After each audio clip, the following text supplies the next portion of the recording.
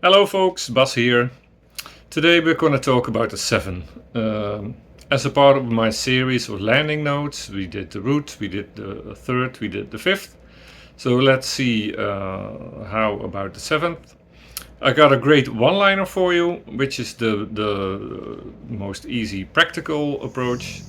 But there's also several different 7th, the major, the minor, and we'll have a look at those, and then, yeah, that'll probably be another video, but I want to look at some theory behind this too, because what are we actually doing? And isn't there one bigger thought behind all of this? And yes, there is. And I'm not a music teacher, but I'm just trying to figure it out, and I'll probably share this with you later on too.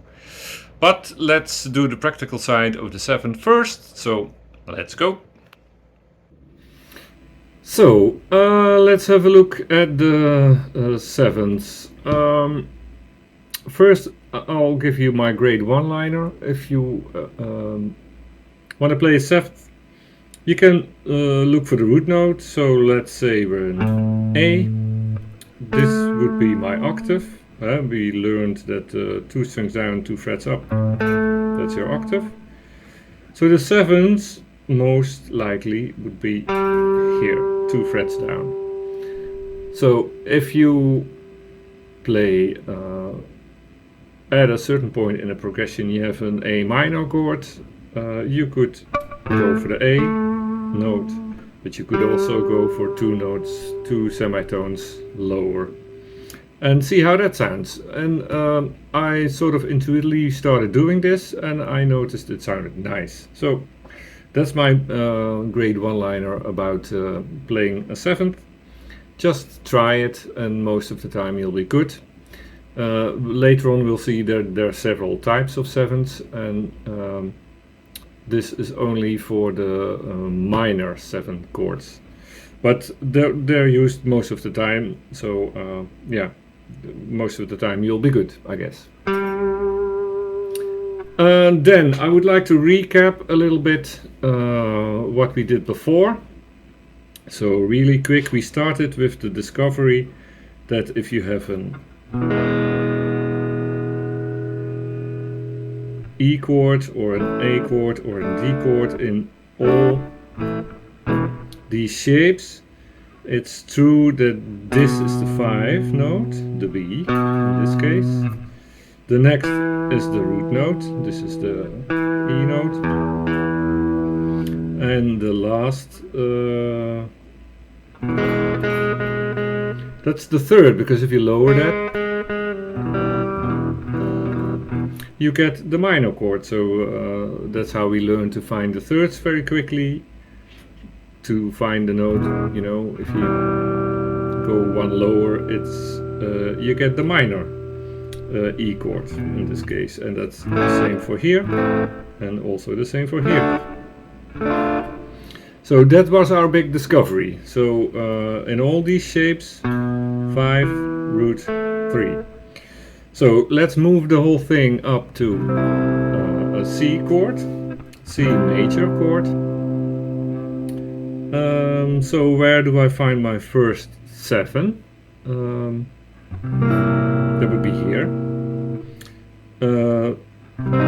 This would be my, so if I would lower this note, I would get my C minor chord. This would be my major. This is what's called the dominant 7. So that's a major chord played with a 7. And I can do this also here, then I get, this is my C major here. This would be the 7 or this. So this shape, this shape, this dominant 7, it wants to go to the F. It resolves. Yeah, so they belong to each other, and we'll later in the theory part we'll have a look at why that is. But Not now. So that's our first 7. I'll put the links in the description. I have 2 versions of nice tools online, so you can see the 7th chord. You type in, or any chords, you just type it in and you get your shapes here. The nice thing about this one is that you can, it gives you the separate notes and the steps. So this shows you this is a minor 7th. And that's nice about this one. You can click on here to, get different shapes. This is, the one we know. Yeah. Maybe, no. This is the one, okay. Well, anyways. Great tools to use, and very simple. You just type in what you want and you get it, and over here you just click what you want. You get C7 or minor 9. It shows you just whatever you want. Great tools. So let's move on to the minor version of this one. And that would be, let's see, oh yeah, here, this is the which we use the most.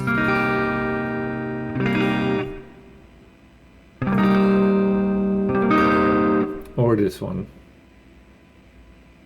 And if I go over here, that would be the minor 7, that would be this one.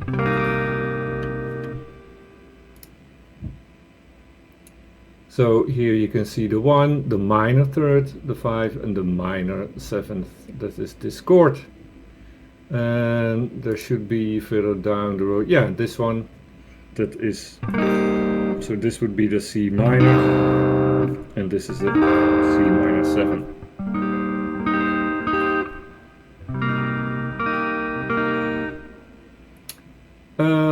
Next chord up is the major 7. We have to talk a little bit about this because, so far we had a C7 and a C minor 7. The minor part was talking about the chord. In this case, the major says something about the 7. So it's a major 7, just as you have minor and major chords, which have a minor 3rd or a major 3rd. So apparently there's 2 intervals, some have 3 semitones and some have 4 semitones. We'll look at this later in the theory part. Anyway, same is true for the 7. You can have a small one and a big one, a minor one or a major one. And so the dominant 7 and the minor 7th, those were the minor 7th intervals, so consisting of about 3 semitones. And the bigger one is this one. This is a C major 7. And let's see where we have the shape here. That's this one over here. Or if I go back to this one over here. So basically you see the difference is this note. A dominant 7 would be, this note would be here, and in a major, this, yeah, now it shifts up a semitone. So you get it, this is a bigger interval, because, yeah, is smaller than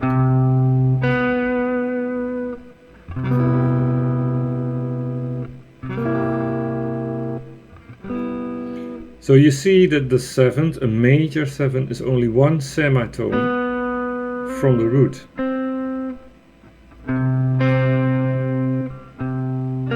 Dominant 7, major 7.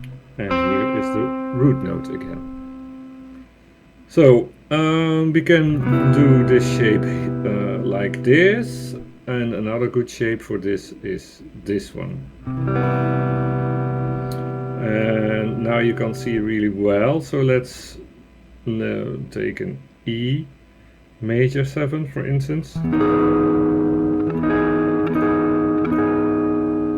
And if I would do this in the other shape, it would be this one.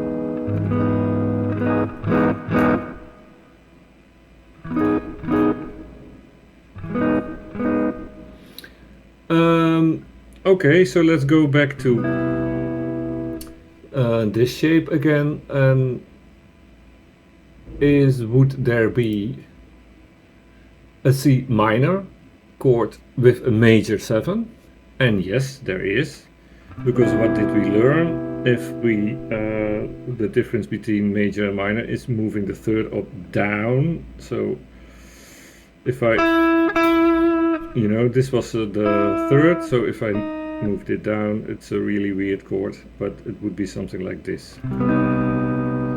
This is a minor, C minor with a major 7.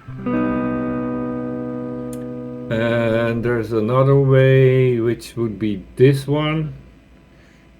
Again, this is not a really common chord, but this would be the C minor with a major 7.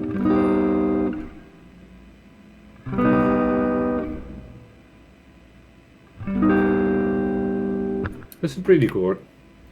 So this is, yeah, these are the most common shapes. I've given you the chords. I'll do the links for the helpful tools. I'll do those in the description.